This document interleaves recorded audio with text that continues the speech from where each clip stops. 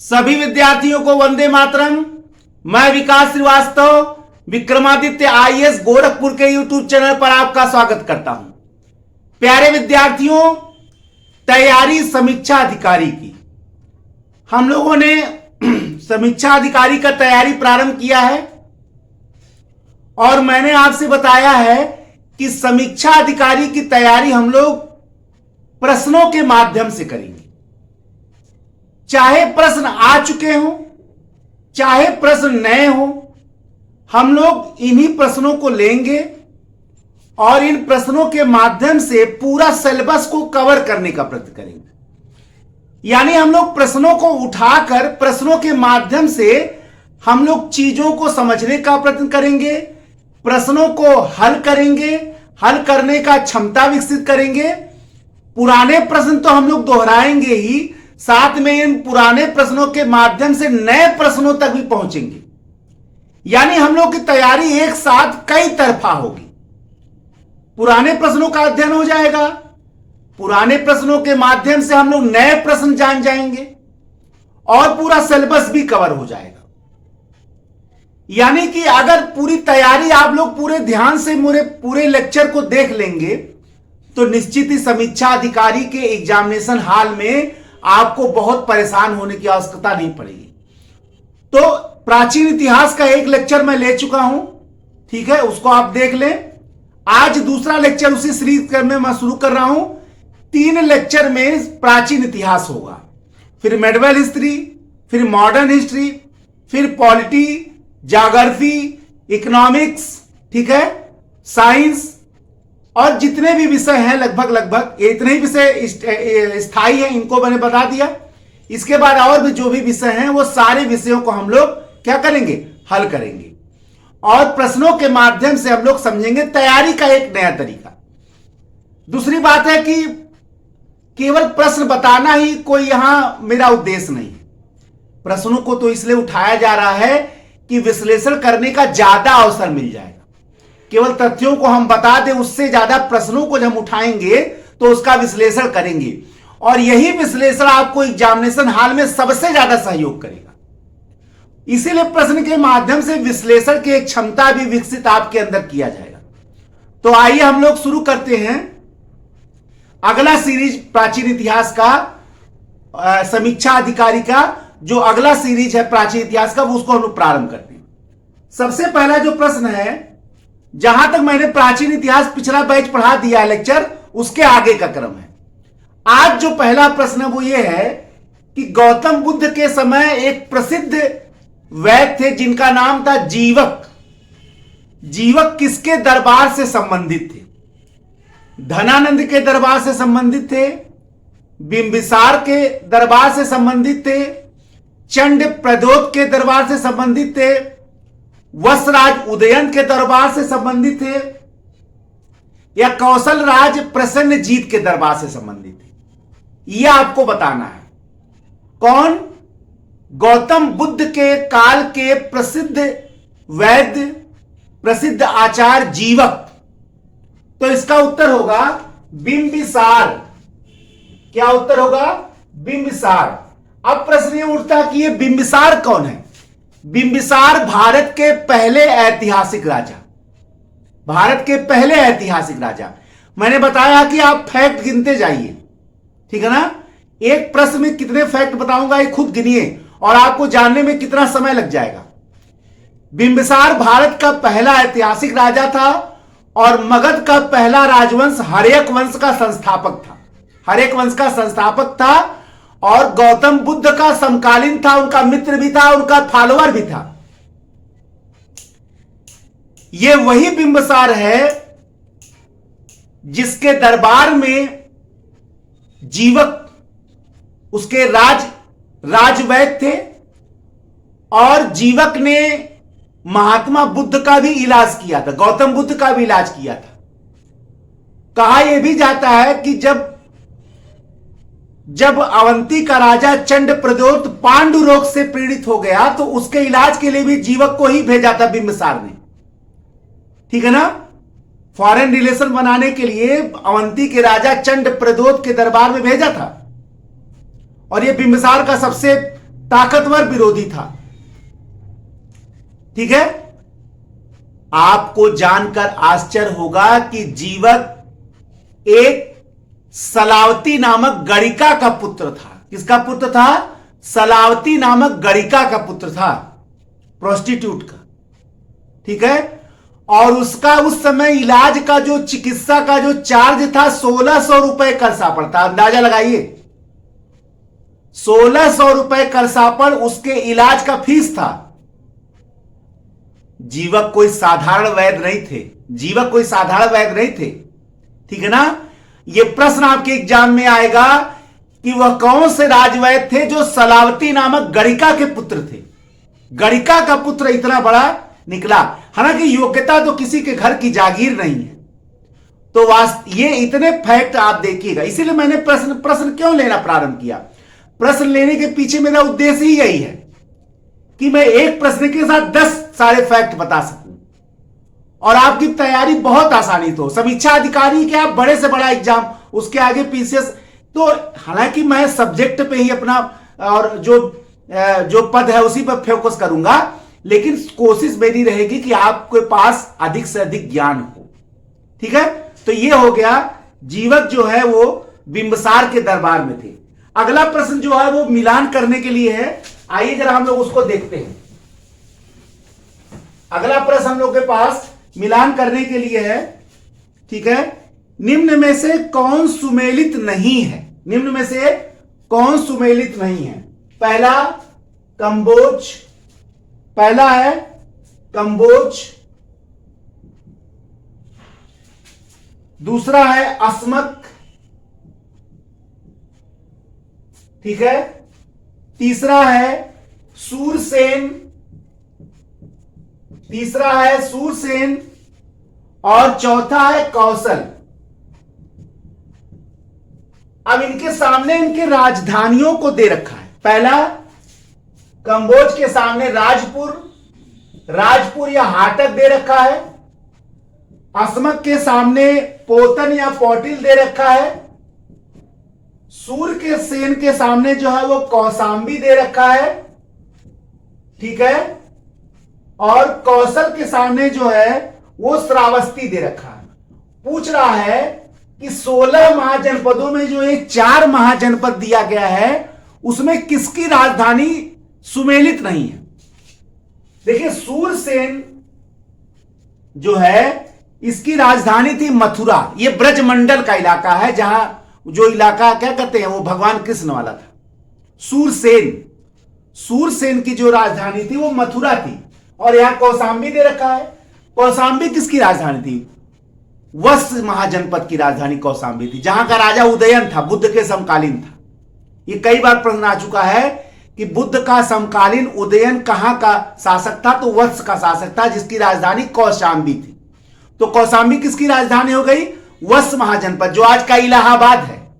इलाहाबाद वाला जो क्षेत्र है वो 6ठी शताब्दी बीसी में वो क्या कहलाता था? वत्स महाजनपद का इलाका था, इलाहाबाद वाला, और उसकी राजधानी कौशांबी थी।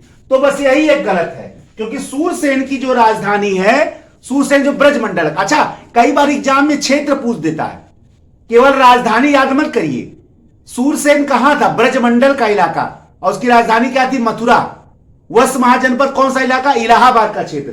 क्योंकि वो जानना चाहता है कि लड़का कितनी गहराई से जान रहा है। देखिए, मैं आप लोगों को बार बार अपने पढ़ाने के दौरान मैं बार बार बताता हूं कि अपनी बुद्धि का आप जितना ज्यादा प्रयोग करेंगे, अपनी क्षमताओं का जितना ज्यादा आप प्रयोग करेंगे, आप उतना ही सफलता के निकट बैठेंगे। किसी के ऊपर निर्भर मत होइए। आप हमसे केवल मार्गदर्शन ले सकते हैं, चीजों को समझ सकते हैं। बुद्धि आपको स्वयं लगानी पड़ेगी। हमेशा याद रखिएगा, मैंने 4 चीज आप एक प्रश्न पे मान लीजिए 4 फैक्ट बताया, आप उसको 16 में बदल दीजिए।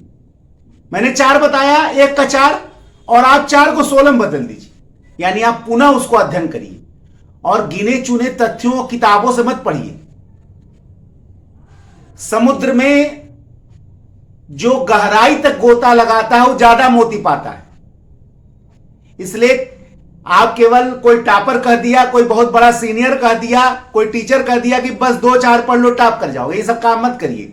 आप विस्तार से पढ़िए, और विस्तार से पढ़ने के लिए 1-2 किताब ज्यादा अगर हो जाएगा तो बुराई नहीं है। जब अस्तित्व की लड़ाई हो तो उस समय यह नहीं देखा जाता कि श्रम कितना लग रहा है। इसलिए ध्यान दीजिए, विस्तार से पढ़ाई करिए, जीवन में कभी जो है वो असफलता का मुंह नहीं देखना पड़ेगा। ठीक है, तो ये हो गया मिलान करने वाला, सूरसेन वाला जो दिया था वो गलत था, और बाकी जो है वो क्या था, सही था। ठीक है, आइए हम लोग अगला प्रश्न लेते हैं।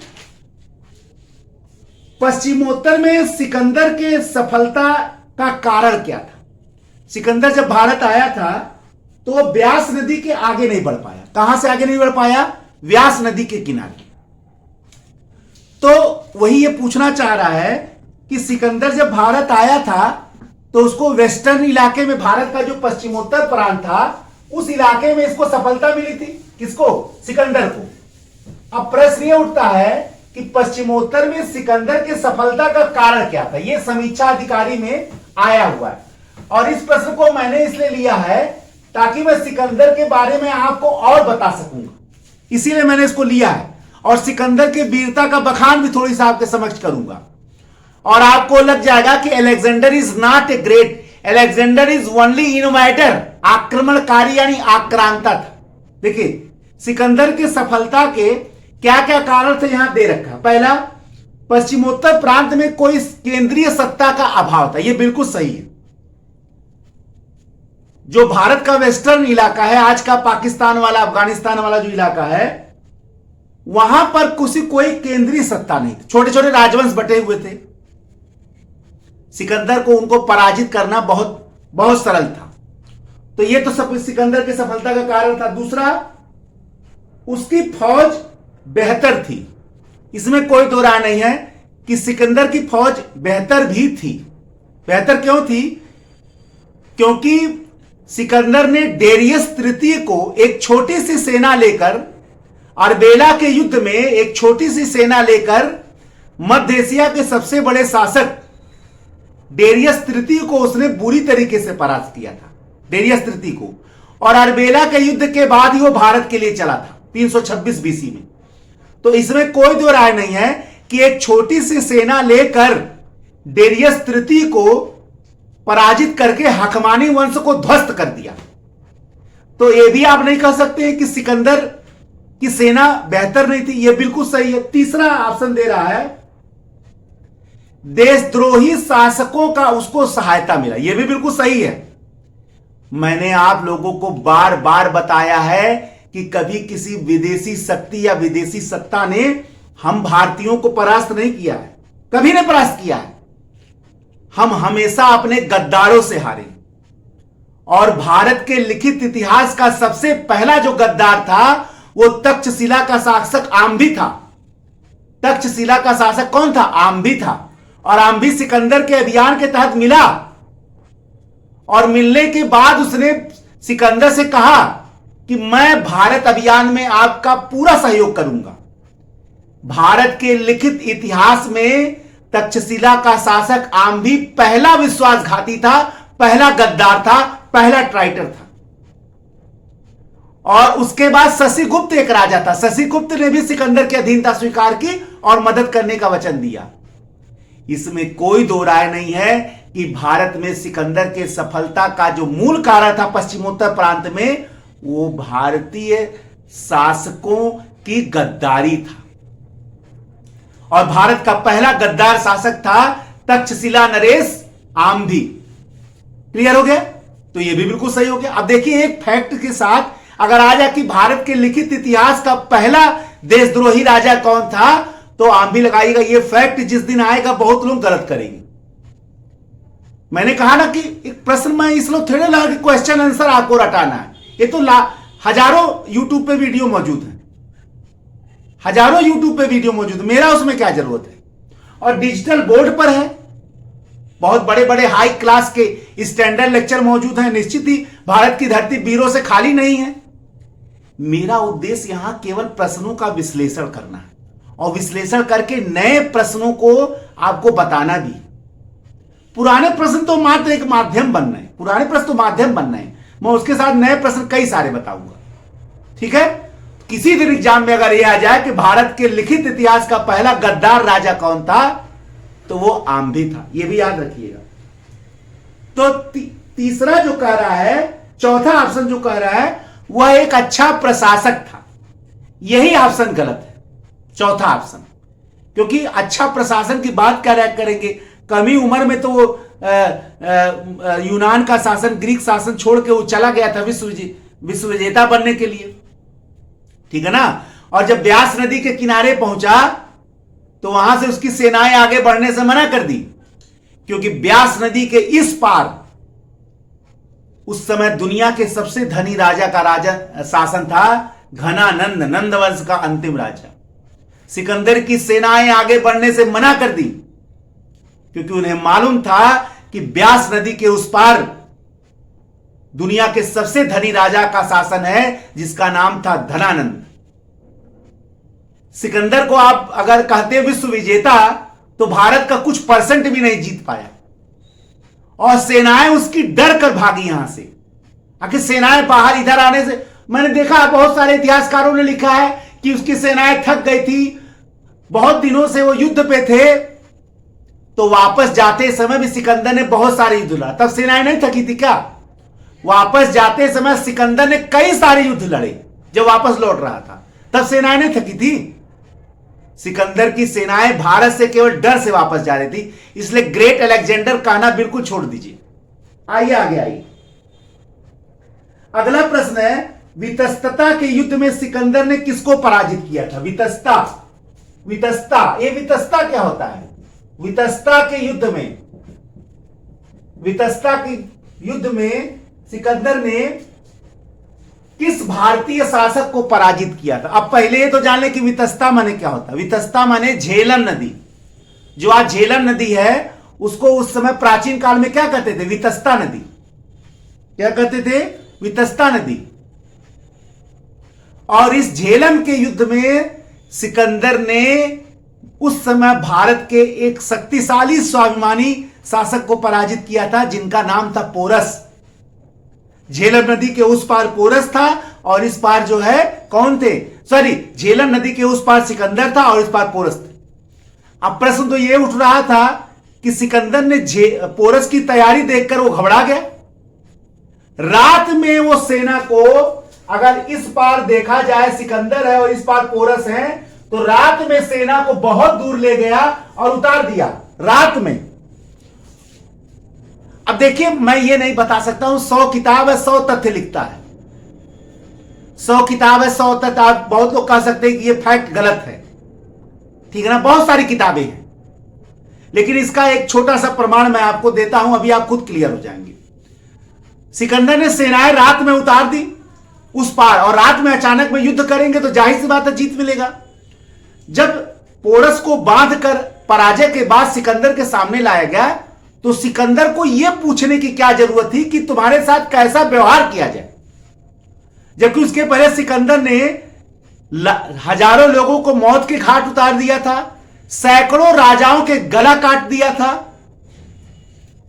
पता नहीं कितने राजवंशों को उसने ध्वस्त कर दिया था।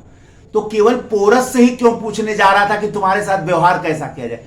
कुछ तो कमी ऐसी सिकंदर के अंदर थी, कुछ तो ऐसी बात थी कि वो पूछने के लिए, क्योंकि वो जान रहा था कि मेरा ये जीत नहीं है, ये छल से जीत है, तभी तो पूछा। जब कितना भी ताकतवर आदमी अगर वो छल किया रहता है तो कमजोर अपने आप को महसूस करता है। और इसी कारण से सिकंदर ने पूछा कि भैया तुम्हारे साथ कैसा व्यवहार किया जाए? तो उसने कहा जैसे एक राजा दूसरे राजा के साथ व्यवहार करता है। सिकंदर प्रसन्न हो गया और उस राजा के साथ व्यवहार करके सारा राजपाट वापस कर दिया और मित्र बना लिया। लेकिन इसके पीछे सिकंदर उसके वीरता से ही प्रभावित नहीं हुआ था, बल्कि सिकंदर को यह लग रहा था कि मेरा युद्ध ये छल से मैंने जीता है। ठीक है ना। तो यह भी याद रखिएगा, वितस्ता या झेलम का युद्ध जो है सिकंदर और पोरस के बीच में हुआ था, सिकंदर ने छल से परास्त किया था। तो अलेक्जेंडर द ग्रेट, आजकल में हमारे देश में एक कहावत है, जो जीता, अच्छा देखिए इसीलिए एक कहावत बन गया, जो जीता वही सिकंदर। अब आपको यह शब्द लग रहा होगा कि बहुत पॉजिटिव है, लेकिन इस शब्द को अगर आप ध्यान से देखिए तो जो जीता वही सिकंदर, माने अगर आप जीत जाए तो आप सिकंदर है, इसीलिए कहा गया है। यह शब्द टोटल पॉजिटिव नहीं है। जो जीता वही सिकंदर, जो जीता वही सिकंदर का मतलब क्या हुआ कि बस आप जीत जाओ सिकंदर बन जाओगे, तो सिकंदर जीत गया, जैसे जीता, छल से जीता, जीता सिकंदर बन गया। इस शब्द से ही क्लियर हो जा रहा है कि ये निगेटिव, पॉजिटिव शब्द नहीं है बहुत ज्यादा, ये निगेटिव शब्द है। यानी बेईमान, चोर, डकैत भी अगर जीत जाए तो सिकंदर बन जाएगा, इसीलिए तो कहावत आया। चलिए अगला आइए, गुजरात चंद्रगुप्त मौर्य के साम्राज्य में सम्मिलित था। गुजरात यानी पश्चिमी इलाका, यह कहां से क्लियर होता है? ग्रीक विवरणों से, रुद्रदामन के जूनागढ़ अभिलेख से, ठीक है, जैन परंपरा से और अशोक के स्तंभ लेख से।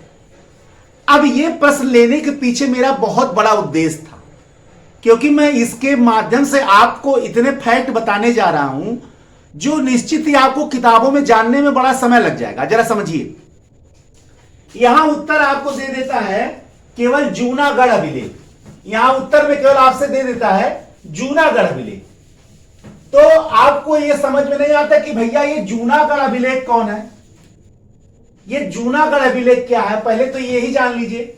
और जब आप जूनागढ़ अभिलेख के बारे में जान जाएंगे ना, तो आपको इतने फैक्ट दिखेंगे जो आप सोच के, आपको इस गूगल के जमाने में भी सोच के आपको आश्चर्य होगा।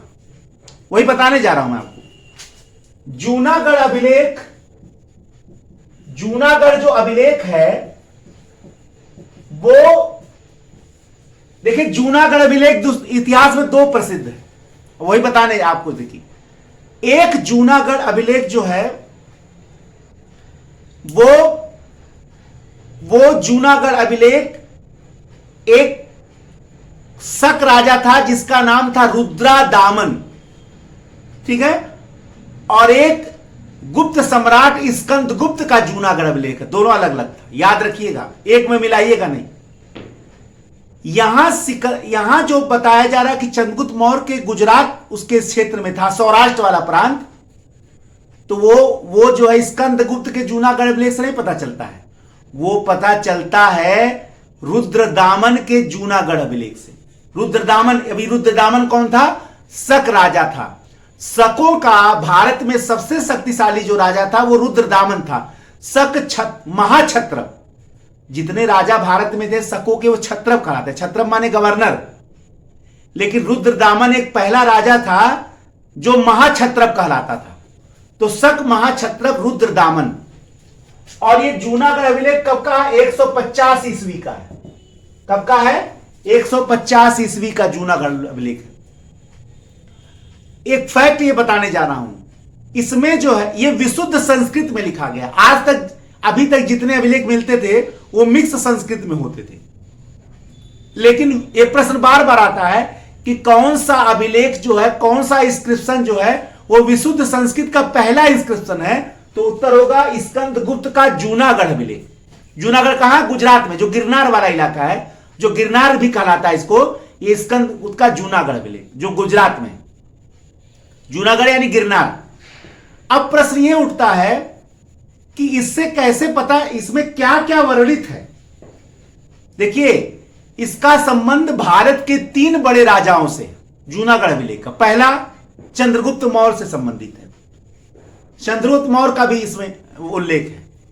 चंद्रगुप्त मौर्य के बाद सम्राट अशोक का भी उल्लेख है, और शक महाछत्रप रुद्रदामन का तो ये था ही, तो उसका नाम है। 3 बड़े राजाओं का उल्लेख है, और तीनों का उल्लेख एक चीज के लिए है जिसका नाम है सुदर्शन झील।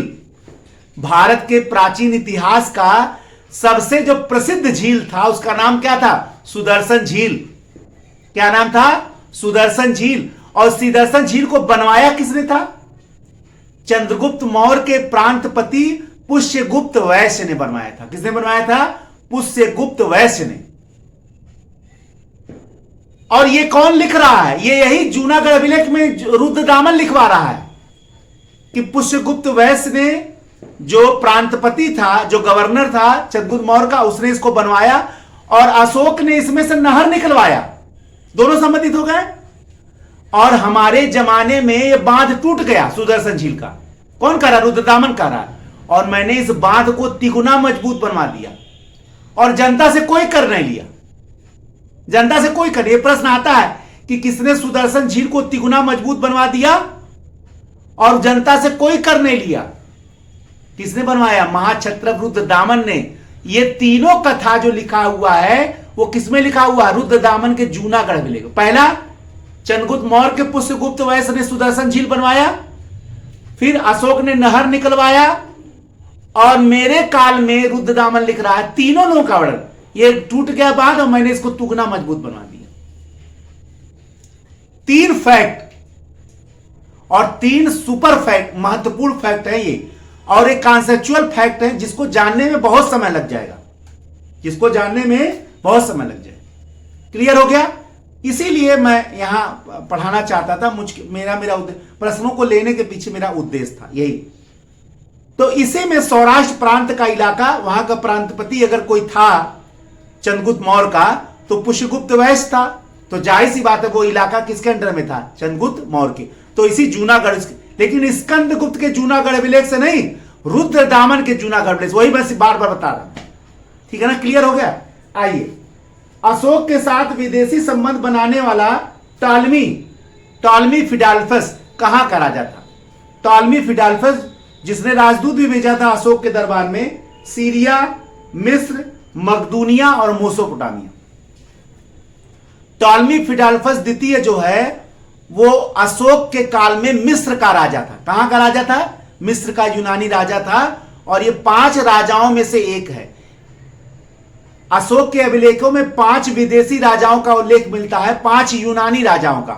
उसमें एक जो राजा था टॉलमी फिलाडेल्फस, ये अशोक के दरबार में राजदूत भी भेजा था टॉलमी फिलाडेल्फस। तो उसी के वो मिस्र, टॉलमी फिलाडेल्फस कहां का था?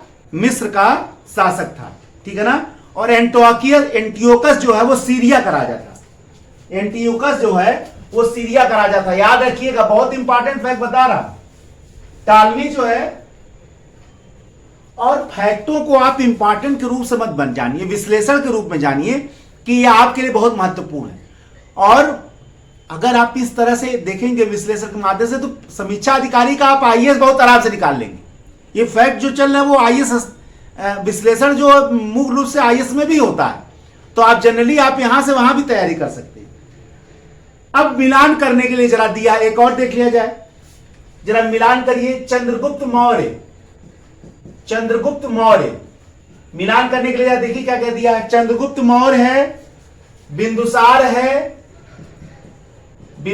है, अशोक है, और अशोक के बाद जो है वो है चाणक्य। सामने कुछ नाम दिया है, उससे मिलान करना है। सामने नाम दिया है प्रियदसी, और फिर सैंड्रोकोट्स, फिर दिया हुआ है अमित्रघात, और अगला दिया है विष्णुगुप्त। अब मिलान करना है। मुझे लग रहा ये आपको देखने से लग जाएगा कि सब लोगों के उपनाम जो हैं या उनकी जो उपाधियां थी वही दे रखा है। चंद्रगुप्त मौर्य को यूनानी इतिहासकारों ने सैंड्रोकोटस कहा है। क्या कहा है? सैंड्रोकोटस। और यूनानी इतिहासकारों ने किसको सैंड्रोकोटस कहा है, इसका सबसे पहला ब्रिटिश इतिहासकार विलियम जोन्स ने पता लगाया। ये प्रश्न आता है कि चंद्रगुप्त का पहचान सैंड्रोकोटस के रूप में सबसे पहले किसने किया था? तो विलियम जोन्स ने किया था। बहुत इंपॉर्टेंट प्रश्न है ये। तो चंद्रगुप्त मौर्य किससे मिल गया? सैंड्रोकोटस से। बिंदुसार को क्या कहते थे? बिंदुसार को अमित्रघात कहा जाता था। अमित्रघात माने, अमित्र माने दुश्मन होता है, दुश्मनों का हत्यारा। अमित्रघात ये बता रहा है कि बिंदुसार जो है वो एक शक्तिशाली राजा था। ये बता रहा है कि बिंदुसार क्या था? एक शक्तिशाली शासक था। याद रखिएगा इसको। ठीक है? अब आइए, यहां कह रहा अशोक। अशोक का उपाधि क्या था? प्रियदर्शी। क्या था? प्रियदर्शी। क्या था? प्रियदर्शी। तो प्रियदर्शी का मतलब राजाओं को प्रिय, या अशोक की उपाधि था, तो प्रियदर्शी मिला दीजिए। और चाणक्य के 3 नाम थे, विष्णुगुप्त, कौटिल्य और चाणक्य। तो ये उपाधि किससे संबंधित हो गया? विष्णुगुप्त, वो चाणक्य से हो गया।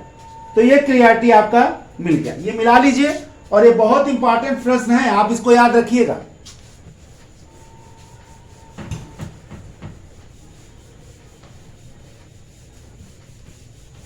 आइए हम लोग अगला प्रश्न देखते हैं।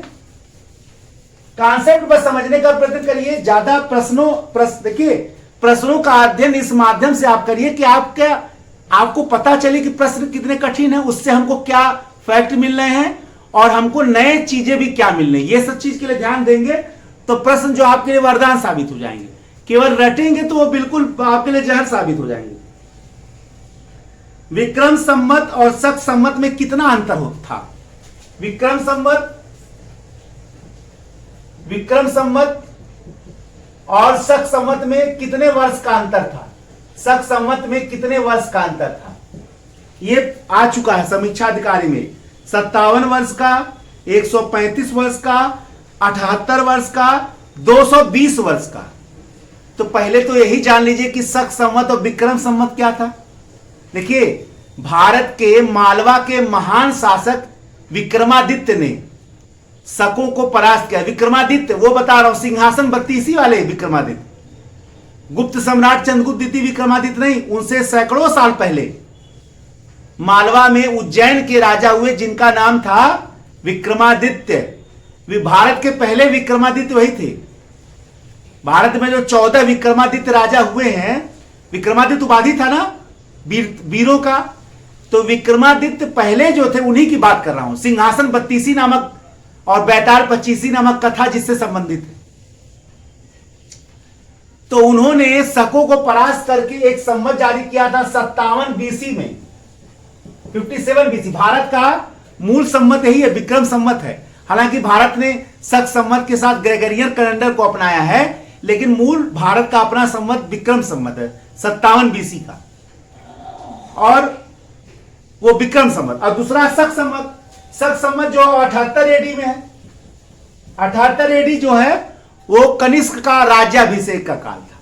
ये विक्रम संवत का शक संवत का प्रारंभ है, ठीक है ना। ये एडी है, ये बीसी है। बीसी माने बिफोर क्राइस्ट माने ईसा मसीह के जन्म के पहले, और 78 एडी माने एन्नो डोमिनी माने 78 वर्ष बाद। किसके बाद? ईसा मसीह के जन्म के बाद। तो भैया अगर आप यहां जरा देखिए नक्शे में, जरा यहां एक बॉर्डर बनाते हैं, उस बॉर्डर से आप समझ जाएंगे कि दोनों के बीच अंतर कैसे निकलेगा। देखिए, अगर इसको एक बॉर्डर मान लिया जाए, ईसा मसीह का जन्म मान लिया जाए, तो 78 एडी ये होगा ज्यादा वाला, इधर वाला, और 57 बीसी ये होगा इधर वाला। मैंने एक एग्जांपल ले रहे हैं, तो दोनों के बीच अंतर क्या होगा? यही तो होगा बीच वाला, यानी 57 और 78 आपको जोड़ना पड़ेगा दोनों के बीच अंतर निकालने के लिए। 57 और 78, क्योंकि ये बीसी ईसा मसीह का जन्म ये मान लिया जाए, तो ये पहले वाला है, ये बाद वाला है। ये क्या है? ये बाद वाला है 78, और ये 57। तो आखिर दोनों के बीच यही ना, दोनों को जोड़ना पड़ेगा। तो 57 और 78 को आप जोड़ेंगे तो कितना आएगा? 57 78 135 ईयर। क्या हो जाएगा? 135 ईयर, यानी 135 वर्ष जो है वो किसमें अंतर है? किसमें अंतर है? विक्रम संवत और शक संवत के बीच 135।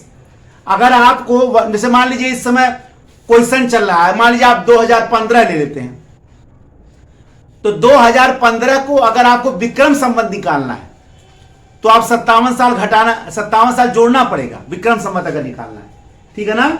और अगर आपको शक संवत निकालना है तो 78 साल क्या करना पड़ेगा? घटाना पड़ेगा। अगर आज का आप कैलेंडर ले रहे हैं 2015 का, अगर आप विक्रम संवत निकालेंगे तो वो बीसी है, यानी 2015 प्लस आपको 57 जोड़ना पड़ेगा। अगर मान लीजिए आज का आप जिस सन में बैठे हुए हैं, अगर आप उसका विक्रम संवत निकालना चाहते हैं तो विक्रम संवत बीसी है, पहले का है, और आप एडी में चल रहे हैं तो आपको 57 जोड़ना पड़ेगा। और अगर 78 एडी में क्या शुरू हुआ है? शक संवत, तो आपको अपने में से 78 घटाना पड़ेगा अगर आपको शक समझ। ये तरीका आप जान लीजिएगा। ठीक है ना, ये इससे आप समझ सकते हैं। अगला प्रश्न है, किस स्रोत में उल्लिखित है कि प्राचीन भारत में दास प्रथा नहीं था? कौन बता रहा कि भारत में स्लेवरी सिस्टम नहीं था? देखिए, भारत में स्लेवरी सिस्टम नहीं था, यह सच्चाई नहीं है, यह सच्चाई नहीं है। लेकिन अब ये किसी ने कहा इसके बारे में, जरा समझिए। पहला ऑप्शन है अर्थशास्त्र, दूसरा ऑप्शन है मुद्रा शास्त्र, मुद्रा राक्षस, तीसरा ऑप्शन है इंडिका और चौथा ऑप्शन है वायु पुराण। ठीक है ना। अब यहां हम लोग को जानना है कि आखिर कौन कह रहा है कि भारत में दास प्रथा नहीं। भारत में जब सेल्यूकस का राजदूत मेगास्थनीज आया तो मेगास्थनीज भारतीय संस्कृति को देख के चकाचौंध हो गया, मतलब वो प्रभावित हो गया और उसने लिखा है कि सभी भारतीय समान हैं, भारत में कोई दास नहीं, यानी there were no any slavery system in India. Bharat में कोई स्लेवरी सिस्टम यानी दास प्रथा, गुलामी प्रथा नहीं। जबकि उस समय का जो किताब है अर्थशास्त्र, उसमें 9 प्रकार के दासों का वर्णन है। बौद्ध त्रिपिटकों में 4 प्रकार के दासों का वर्णन है। तो प्रश्न तो यह उठता है कि कैसे वो भ्रमित हो गया मेगास्थनीज। मेगास्थनीज ने इंडिका नामक ग्रंथ लिखा था, यूनानियों ने तो भारत को इंडिया नाम दिया था। तो प्रश्न तो यह उठता है कि वो भ्रमित कैसे हो गया? दास प्रथा इतने बड़ी मात्रा में था। चाणक्य अपने अर्थशास्त्र में लिख रहा है, उसने 9 दासों का पूरा बताया है। असल में यूनान में स्लेवरी सिस्टम जो बड़ा उत्पीड़नकारी था, वहां दासों को मारना, पीटना, उनकी हत्या कर देना आम बात थी। लेकिन भारतवर्ष में जो मानवता का देश है, उसमें दासों को मारना, पीटना अपराध था। यानी दास जो है परिवार के सदस्य के रूप में रहते थे, और परिवार के सदस्य के रूप में रहते थे तो मेगास्थनीज समझ ही नहीं पाया कि ये दास हैं कि परिवार के सदस्य हैं। इसीलिए उसने लिखा कि भारत में दास प्रथा नहीं थी। तो उत्तर होगा मेगास्थनीज की इंडिका, जिसमें दास प्रथा का वर्णन नहीं किया गया। एक फैक्ट से बहुत फैक्ट जुड़ता है। जब आप विस्तार से तैयारी करेंगे ना तो एग्जाम बहुत छोटा हो जाएगा। लेकिन जब गिने चुने किताबों से, आजकल बहुत सारे टॉपर बोल दे रहे बस करो 4 किताब पढ़ लिए, टॉप कर गए। अब वो 4 किताब पढ़ के टॉप किए हैं कि 40 किताब पढ़कर टॉप किए, ये आपको वो नहीं बता रहे हैं, और ना ही ये आपको पता है ना हमको पता है। लेकिन 4 किताब बताकर जो आपको भ्रमित कर हो जा रहे हैं सुनकर कि अरे वो 4 किताब में टॉप कर गया, हम तो 40 किताब में टॉप नहीं करते। मैं अपने हमारे सारे लेक्चर आप देख लीजिए, मैंने बार बार कहा है कि 4 किताब या 10 किताब आपको उतना जरूर पढ़ना है जितने से आपका कॉन्सेप्ट क्लियर हो जाए, आपके समस्या का समाधान हो जाए। यह कोई संविधान नहीं है भारत का कि 4 किताब से पढ़ना आप, या गिने चुने जो नामी किताब इस समय मार्केट में मौजूद हैं, जिसको आए दिन सभी लोग बता रहे हैं। यह कोई भारत का संविधान नहीं है कि आप उतने किताब पढ़ के टॉप करेंगे। मैंने बार बार बताया, और हमेशा तैयार रहिए इसके लिए, क्योंकि आयोग किसी भी दिन परीक्षा अगर पलटेगा, जैसे देखिए अभी पेपर टफ आ गया था आईएएस का, हल्ला मच गया पूरा, फिर से रणनीतियां बनने लगी। ये सब वही कारण है जब गिने चुने पढ़ाई हो रही है, गिने चुने किताब पढ़े जा रहे हैं, गिने चुने केवल ध्यान दिया जा रहा है, बस इतना पढ़ लो टॉप कर जाओगे। ये सब नहीं होगा। आप उतना पढ़िए जिससे आपकी समस्या दूर हो जाए, कठिन से कठिनतर प्रश्न आप हल कर ले। तो जिस दिन आप ये करेंगे, आपको कभी ध्यान ये नहीं सोचना पड़ेगा कि हमारा जो है वो सरल है कठिन है पेपर। अद्वितीय ब्राह्मण या एक ब्राह्मण किसको कहा गया? किस शासक को अद्वितीय ब्राह्मण या एक ब्राह्मण कहा गया? एक ब्राह्मण किस शासक को उसके अभिलेखों में एक ब्राह्मण यानी एक ब्राह्मण कहा गया है? पहला पुष्यमित्र शुंग, वो भी ब्राह्मण था। दूसरा खारवेल कलिंग नरेश खारवेल, गौतमी पुत्र सातकर्णी सातवाहन शासक, और सुशर्मन। तो इसका उत्तर होगा सातवाहन वंश का सबसे शक्तिशाली राजा गौतमी पुत्र सातकर्णी। गौतमी पुत्र सातकर्णी को नासिक प्रशस्ति उसका जो उसके बारे में जो प्रशस्ति लिखी गई है, प्रशंसा संग्रह, उसको नासिक प्रशस्ति बोला जाए। उसकी मां ने लिखा था, गौतमी बलश्री ने लिखवाया था। तो नासिक प्रशस्ति में उसको एक ब्राह्मण कहा गया, एक ब्राह्मण, ठीक है ना। इसको सातवाहन वंश का पुनर्संस्थापक भी कहा गया है, गौतमी पुत्र सातकर्णी को। 23वां राजा था सातवाहन वंश का, सबसे शक्तिशाली शासक माना जाता है, और माता के नाम से जाना जाने वाला पहला शासक था गौतमी पुत्र सातकर्णी। माता का नाम क्या था? गौतमी बलश्री, याद रखिएगा। तो गौतमी बलश्री का पुत्र क्या कहलाया? गौतमी पुत्र सातकर्णी। माता के नाम से जाना जाने वाला भारत का जो राजवंश था वो सातवाहन राजवंश था, यही जिसके बारे में बात कर रहे हैं। और उसका 23वां सबसे शक्तिशाली राजा था गौतमी पुत्र सातकर्णी। सातवाहनों की सत्ता जब डूब रही थी तो इसने पुनरुद्धार किया था उसका, इसीलिए सबसे शक्तिशाली राजा माना जाता है। ठीक है, आइए अगला प्रश्न जरा देखा जाए। अच्छा, अगला प्रश्न मिलान करने के लिए दिया हुआ है। डेमेट्रियस शासकों का नाम दे दिया है और कह रहा मिलान करिए। रुद्रदामन के बाद है गोंडोफर्नीज। अब देखिए यहां से आपको बहुत सारे तथ्य मैं बताऊंगा। गोंडोफर्नीज, और गोंडोफर्नीज के बाद है विम नाम खाली विम दे दिया है, और यहां वंश दे रखा है पहलव वंश है। पहलव वंश के बाद कुषाण वंश है। कुषाण वंश के बाद है इंडो ग्रीक यानी हिंद यवन, और अगला है शक। अब मिलान करिए। तो पहले आइए डेमेट्रियस। डेमेट्रियस कौन था? याद करिए, रखिए, डेमेट्रियस पहला इंडो ग्रीक शासक था जिसने पुष्यमित्र शुंग के काल में भारत पर अटैक किया था, भारत पर आक्रमण करने वाला। और दूसरा था मेनांडर। दूसरा कौन था? मेनांडर। पहला कौन था? डेमेट्रियस। लेकिन पुष्यमित्र शुंग ने दोनों को परास्त कर दिया, डेमेट्रियस को भी परास्त किया और उसको भी परास्त किया, ठीक है ना। तो डेमेट्रियस कौन था? इंडो ग्रीक शासक था। इंडो ग्रीक शासक कौन था? डेमेट्रियस। जो याद रखिएगा, भारत में इंडो ग्रीक, भाई हिंद यमन कौन थे? हिंद यमन। ऐसे यूनानी जो है जो भारत पर शासन किए, हिंद यमन कहलाए, इंडो ग्रीक, ठीक है ना। तो इंडो ग्रीक पहला जो आक्रमणकारी था वो था डेमेट्रियस, और डेमेट्रियस ही ने सत्ता की स्थापना की थी पश्चिमोत्तर प्रांत में। और डेमेट्रियस के बाद कौन था? मेनांडर। फिर अगला पूछ रहा है रुद्रदामन के बारे में बताया मैंने, शक राजा था अभी, जिसका वर्णन मैंने किया है जूनागढ़ अभिलेख में। फिर है गोंडोफर्नीज जो है पहलव राजा, पहलव वंश का शासक था, पहलव वंश का सबसे शक्तिशाली राजा था, जो तक्षशिला को राजधानी बनाकर शासन कर रहा था, तक्षशिला को। ये वही गोंडोफर्नीज है जिसके काल में भारत में ईसाई धर्म के सबसे बड़े प्रचारक संत टॉमस भारत आए थे। ये याद रखिए, बहुत इंपॉर्टेंट प्रश्न है कि ईसाई धर्म के सबसे बड़े प्रचारक संत टॉमस किसके काल में भारत आए थे? तो पहलव वंश के राजा गोंडोफर्नीज के काल में, याद रखिएगा। और विम, ये विम माने विम कटाफिसस है। विम कटाफिसस कुषाण राजा है।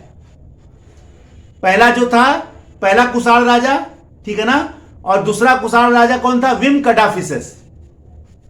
कटाफिसस प्रथम ने कुषाण वंश की स्थापना की थी, और विम कटाफिसस ने उसको शक्तिशाली बनाया था। ये वही विम कटाफिसस है जो भगवान शिव का परम भक्त था, जिसने महेश्वर की उपाधि भी धारण की थी। महेश्वर की शिव और नंदी उसके सिक्कों पर थे। और बहुत कम लोग ये जानते हैं कि भारत में सोने के सिक्के, आप तो बस यही पढ़े होंगे, ज्यादातर लोग यही पढ़े हैं कि सोने के सिक्के हिंद यवनों ने चलवाया। लेकिन यह भी पढ़ लीजिए कि भारत में नियमित सोने के सिक्के किसने चलाए, रेगुलर जब से चल रहा है, तो वो था विम कटाफिसस। याद करिए इसको, नियमित सोने के सिक्के किसने चलवाए? तो विम कटाफिसस था, याद रखिए, ठीक है। आइए अब आइए एक और मिलान कर लिया जाए। देखिए मिलान वाले प्रश्न हम इसलिए ले रहे हैं क्योंकि इसमें हमको बोलने का ज्यादा मौका मिल जाता है, क्योंकि एक साथ कई सारे प्रश्न आ जाना, मैं ज्यादा व्याख्या कर दे रहा हूं। इधर देखिए, अब मिलान करने के लिए दे दिया नासिक प्रशस्ति। नासिक प्रशस्ति, अब मिलान करने दे रहा, अभिलेखों को मिलान करने दे रहा है। नासिक प्रशस्ति है, फिर है हाथी गुम्फा अभिलेख, हाथी गुम्फा अभिलेख, फिर है भीतरी। अच्छा, बच्चों का टेस्ट लेने के लिए वो क्या करता है, एक खाली एक का शब्द देता है। अब जो गहराई से नहीं पढ़ा होगा, रटा होगा तो नहीं टिक पाएगा। भाई देखिए, एग्जामिनर को अधिकार है कि वो आपके ज्ञान का कठिन से कठिन परीक्षण करे, कठिन से कठिन परीक्षण करे, वो करता भी, ठीक है ना। आप ये नहीं कह सकते हैं कि ये जो है वो गलत है। फिर है गिरनार। हाँ, लेकिन वो प्रश्न जो है वो सिलेबस के अंदर होने चाहिए और रिलायबल, मतलब ऐसे होने चाहिए कि जो हमारे वास्तव में ज्ञान का परीक्षण करें। ऐसा नहीं है कि हमको इरिटेट करें। इसके सामने दिया हुआ है, नासिक प्रशस्ति के सामने दिया है गौतमी पुत्र। कौन सुमेलित नहीं है, बस यही बताना है, गौतमी पुत्र। हाथी गुम्फा के सामने दिया है खारवेल, खारवेल दे रखा है। भीतरी स्तंभ के सामने दे रखा है पुलकेशिन द्वितीय। अब देखिए इसमें कितना बताने का अवसर मिलेगा हमको। और गिरनार, गिरनार के सामने दे रखा है रुद्र दामन। क्या दे रखा है, रुद्र दामन। अब मिलान करिए। नासिक प्रशस्ति, अभी मैंने बताया कि नासिक प्रशस्ति किससे संबंधित है, सातवाहन वंश के राजा गौतमी पुत्र सातकर्णी से। तो पहला सही हो गया, नासिक प्रशस्ति गौतमी पुत्र सातकर्णी। गौतमी बसरी ने, उनकी माता ने लिखवाया था। हाथी गुम्फा, हाथी गुम्फा अभिलेख जो उड़ीसा में है। कलिंग, कलिंग का एक ताकतवर राजा हुआ जो, जिसका नाम था कलिंग नरेश खारवेल। तो कलिंग नरेश खारवेल जो है उड़ीसा में एक उदयगिरी पहाड़ी में एक वो मिला है, गुफा मिला, हाथी गुम्फा। उसी हाथी गुम्फा अभिलेख में, हाथी गुम्फा के अंदर जो गुफा है उसके अंदर एक 13 वर्ष का कहानी एक राजा का लिखा है। तो उसका नाम था कलिंग नरेश खारवेल। खारवेल को एक चक्रवर्ती राजा के रूप में दिखाया गया, कलिंग नरेश खारवेल, ठीक है। तो कलिंग नरेश खारवेल महामेघवाहन वंश का राजा था, ठीक है। और इसका हाथी गुम्फा अभिलेख इसको एक चक्रवर्ती सम्राट के रूप में बता रहा है, ठीक है। ये याद करिएगा, आपको बहुत ज्यादा एग्जाम में आया हुआ। तो हाथी गुम्फा अभिलेख। भीतरी स्तंभ लेख, भीतरी स्तंभ लेख कहां है भैया, भीतरी स्तंभ लेख जो है उत्तर प्रदेश के गाजीपुर से मिला है। और ये स्कंदगुप्त का है, स्कंदगुप्त गुप्त सम्राट। और इसी भीतरी स्तंभ लेख में ये बताया गया है कि स्कंदगुप्त ने हूणों को परास्त किया था। किसको परास्त किया था, हूणों को। अब बुरी तरीके से परास्त किया था। अब क्या हो गया, और यहां दिया पुलकेशन द्वितीय। पुलकेशन द्वितीय कौन था, चालुक्य नरेश था। चालुक्य वंश का सबसे शक्तिशाली राजा पुलकेशन द्वितीय था। ये वही पुलकेशन द्वितीय है जिसने नर्मदा नदी के तट पर हर्षवर्धन को परास्त किया था। नर्मदा नदी के तट पर उत्तर भारत के सम्राट हर्षवर्धन को परास्त किया था, ये वही पुलकेशन द्वितीय। तो जाहिर सी बात है, भीतरी स्तंभ लेख तो स्कंदगुप्त से संबंधित, तो ये गलत हो गया। भीतरी स्तंभ लेख क्या लिखेंगे, स्कंदगुप्त। क्या लिखेंगे, स्कंदगुप्त। और पुलकेशन द्वितीय का जो अभिलेख नामी है वो ऐहोल प्रशस्ति।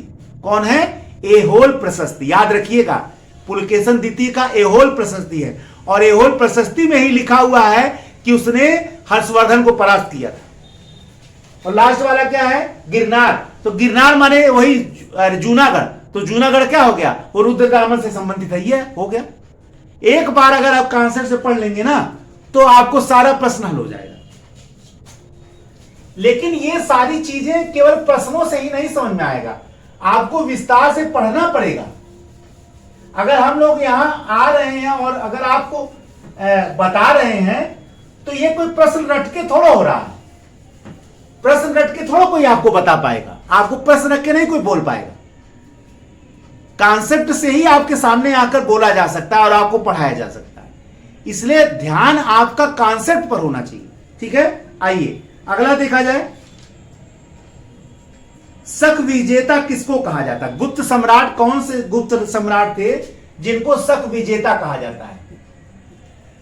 चंद्रगुप्त प्रथम, चंद्रगुप्त द्वितीय, समुद्रगुप्त और स्कंदगुप्त। देखिए, गुप्त सम्राट चंद्रगुप्त द्वितीय विक्रमादित्य, चंद्रगुप्त द्वितीय विक्रमादित्य जो थे गुप्त सम्राट, उन्हीं को शक विजेता कहा जाता है। सकारी, क्या कहा जाता है? सकारी, सकारी कहा जाता है, शक विजेता। ये वही पहला शासक कौन बना? चंद्रगुप्त। पहला शासक तो श्रीगुप्त, श्रीगुप्त के बाद घटोत्कच, घटोत्कच के बाद चंद्रगुप्त प्रथम, चंद्रगुप्त प्रथम के बाद समुद्रगुप्त, और समुद्रगुप्त के बाद रामगुप्त कुछ देर के लिए बना था, लेकिन रामगुप्त के बाद कौन बने? चंद्रगुप्त द्वितीय विक्रमादित्य। ये वही चंद्रगुप्त द्वितीय विक्रमादित्य हैं जिनके दरबार में कालिदास निवास करते थे, कालिदास। और ये वही चंद्रगुप्त विक्रमादित्य हैं जिनके दरबार में, जिनके काल में भारत में चीनी यात्री फाहियान आया था। और ये वही चंद्रगुप्त द्वितीय विक्रमादित्य हैं जिनका आयरन पिलर लौह स्तंभ जो मेहरौली दिल्ली में है, 1500 साल से जिस पर जंग नहीं लगा है। दुनिया के सारे रसायन शास्त्री आज आश्चर्यचकित है कि 1500 साल से उस आयरन पिलर पर, उस लौह स्तंभ पर जंग नहीं लगा, वो चमक रहा है। यह चंद्रगुप्त द्वितीय विक्रमादित्य का वो लौह स्तंभ है, बनवाया हुआ है। इन्हीं के दरबार में कालिदास निवास करते थे। क्लियर हो गया? ठीक है ना? तो चंद्रगुप्त द्वितीय विक्रमादित्य ने शकों के विरुद्ध अभियान किया था और अंतिम शक राजा रुद्रदामन तृतीय को परास्त करके मार डाला। भारत में शकों का उन्मूलन कर दिया और सकार यानी शक विजेता और चांदी के विशेष सिक्के भी जारी किए इसी उपलक्ष्य में। एक साथ देखिए, कम से कम 10-15 फैक्ट हो गए। ठीक है ना? चांदी के विशेष सिक्के भी शकों को परास्त करके उन्होंने जारी किया था। ठीक है ना? आइए, गुप्तों का वह कौन सा राजा था जिसने चांदी के सिक्के जारी किए थे? बस यही बात आ गई। चंद्रगुप्त द्वितीय विक्रमादित्य जो थे वो गुप्तों के पहले राजा थे जिन्होंने रजत सिक्के, रजत माने चांदी के सिक्के जारी किए थे, सिल्वर के। किसके उपलक्ष्य में किए थे? जब उन्होंने शकों को परास्त किया था तो चांदी के विशेष सिक्के जारी किए थे और विक्रमादित्य की उपाधि भी धारण की थी। विक्रमादित्य यानी विक्रम माने वीर, आदित्य माने सूर्य, सूर्य के समान बलवान, सूर्य के समान बलवान। गुप्त स्वर्ण मुद्राओं को साहित्य में क्या कहते थे? गुप्त काल के जो सोने की मुद्राएं थी उनको क्या कहा जाता था? स्वर्ण, कलंजू, दिनार और निष्क। देखिए, गुप्त राजाओं के जो सोने के सिक्के थे उनको उनके अभिलेखों में दिनार कहा गया है। क्या कहा गया है? दिनार। याद रखिएगा, बहुत इंपॉर्टेंट है। मीमांसा दर्शन के प्रणेता कौन थे? मीमांसा दर्शन के पहला महर्षि कणाद, महर्षि वशिष्ठ, महर्षि जैमिनी और महर्षि वशिष्ठ। देखिए, भारत में 6 दर्शनों का उल्लेख किया गया, 6 दर्शन। तो 6 दर्शनों में जो अंतिम 2 दर्शन है, एक का नाम है पूर्व मीमांसा और एक का नाम है उत्तर मीमांसा। मीमांसा का मतलब होता है पदार्थ का वास्तविक स्वरूप जानने वाला सिद्धांत। पदार्थ जो है उसका वास्तविक स्वरूप जानने वाला जो सिद्धांत है वो मीमांसा कहलाया। तो मीमांसा दर्शन 2 प्रकार का दर्शन आया। पहला पूर्व मीमांसा। तो पूर्व मीमांसा के संस्थापक थे जैमिनी और उत्तर मीमांसा के जो संस्थापक थे वो वादरायण थे। और उत्तर मीमांसा से ही वादरायण के ब्रह्मसूत्र से आगे चलकर वेदांत दर्शन का उदय हुआ, जिसमें शंकराचार्य और रामानुज आदि हुए। लेकिन यहां केवल मीमांसा के सामने जैमिनी दे रखा है, यानी पूर्व मीमांसा की बात कर रहा है। मीमांसा 2 हो गया, पहला पूर्व मीमांसा और उत्तर मीमांसा। देखिए, पूर्व मीमांसा में केवल कर्म का बात किया गया, कर्म, केवल कर्म की बात किया गया, और उत्तर मीमांसा में ज्ञान की बात किया गया। ज्ञान माने ब्रह्म ज्ञान, और कर्म का मतलब वेदों में जो कर्म वर्णित हो उसका, यानी वेदों में जो कर्म वर्णित हो उसी का प्रयोग करना है, तो उसको कहा जाएगा पूर्व मीमांसा। और भी बहुत सारी चीजें, मेन फैक्ट बता रहा। तो पूर्व मीमांसा जिसके संस्थापक थे जैमिनी, तो यहां ऑप्शन में जैमिनी ही दे रखा है। यहां मीमांसा शब्द ना देके पूर्व मीमांसा देना चाहिए था, लेकिन दिया नहीं है, मीमांसा दे दिया है। कई बार बच्चों को कंफ्यूज करने के लिए ऐसा किया जाता है। ठीक है ना? तो मीमांसा यहां क्या हो गया? मीमांसा दर्शन के संस्थापक कौन थे? लेकिन मैंने दोनों बता दिया, पूर्व मीमांसा के जैमिनी और उत्तर मीमांसा के महर्षि वादरायण। किस अभिलेख से ज्ञात होता है कि स्कंदगुप्त ने हूणों को परास्त किया था? भीतरी स्तंभ, प्रयाग प्रशस्ति, मंदसौर और उदयगिरी। अभी मैंने इसको बताया है कि स्कंदगुप्त का जो भीतरी, जो गाजीपुर उत्तर प्रदेश से मिला है, भीतरी स्तंभ लेख, उसी में बताया गया कि उसने हूणों को परास्त किया था। हूण जो मध्य एशिया के बर्बर जातियां थी, उसको स्कंदगुप्त, और गुप्त साम्राज्य के पतन का बहुत बड़ा कारण हूणों का आक्रमण ही था। लेकिन पहली बार हूणों का पहला आक्रमण स्कंदगुप्त के काल में ही हुआ था। तो ये आपका ये भीतरी स्तंभ लेख हो गया, ठीक है ना, गाजीपुर से मिला। सम्राट हर्षवर्धन ने 2 महान धार्मिक सम्मेलन का आयोजन कहां कहां किया था? पहला प्रयाग और थानेश्वर है, दूसरा है कन्नौज और प्रयाग, थानेश्वर और बल्लभी, और चौथा है बल्लभी और प्रयाग। देख ले, देखिए हर्षवर्धन के काल का 2 सम्मेलन बड़ा नामी है। पहला कन्नौज की धर्म सभा, कन्नौज की धर्म सभा, ये वही कन्नौज की धर्म सभा है जिसका अध्यक्ष उसने ह्वेनसांग को बनाया था। ह्वेनसांग चीनी यात्री, जो ह्वेनसांग किसके काल में आया था? हर्षवर्धन के काल में आया था। हर्षवर्धन कन्नौज का वर्धन वंश का शासक था। पहले थानेश्वर की राजधानी थी, बाद में कन्नौज हो गई, उत्तर प्रदेश का। तो हर्षवर्धन ने कन्नौज में एक धर्म सभा किया था, तो वहां ये उत्तर कन्नौज हो गया। और प्रयाग में वो महामोक्ष परिषद का आयोजन करता था। महामोक्ष परिषद यानी अपना सब कुछ वो लुटा देता था और अपने बहन से वस्त्र लेकर ही वो जो पहनता था वही पहन के आता था वहां से। तो दोनों हो गए, कन्नौज और प्रयाग।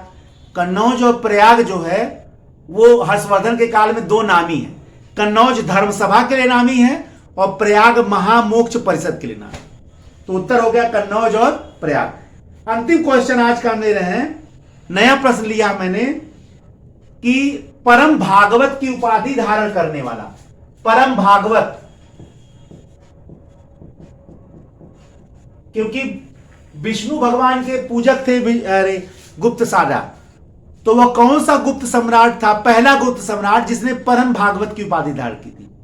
तो इसका उत्तर होगा चंद्रगुप्त द्वितीय विक्रमादित्य, वही जिसके बारे में मैंने बताया था, कालिदास वाले। चंद्रगुप्त द्वितीय विक्रमादित्य जो है वो पहले राजा थे जिन्होंने परम भागवत की उपाधि धारण की। तो आज का प्राचीन इतिहास का सेशन मैंने यहीं कंप्लीट कर रहा हूं। प्रश्न मैंने बहुत ज्यादा तो नहीं ले पा रहा हूं, लेकिन प्रश्नों का विश्लेषण मैं बहुत कर रहा हूं, जिसमें आपको अगर मैं कुछ प्रश्न ले रहा हूं तो उसका कई गुना प्रश्न आपको पता चल रहा है। और मैं आपको विश्वास दिलाता हूं कि अगर आपने पूरे ध्यान से इसको पढ़ा तो आपको अपने समीक्षा अधिकारी के एग्जाम में बहुत ज्यादा मायूस नहीं होना पड़ेगा, बहुत ज्यादा मायूस नहीं होना पड़ेगा, ठीक है। इसलिए आप लोग ध्यान से, पूरे मनोयोग से आप लेक्चर को सुनिए। कई बार आप देख सकते हैं, आपके ये प्रश्न तो निश्चित तैयार हो जाएंगे और इसके माध्यम से बहुत सारे प्रश्न तैयार होंगे, ठीक है ना। एक नए लेक्चर वीडियो के साथ मैं आपके समक्ष पुनः उपस्थित होऊंगा। तब तक के लिए जय हिंद, जय भारत, वंदे मातरम, धन्यवाद।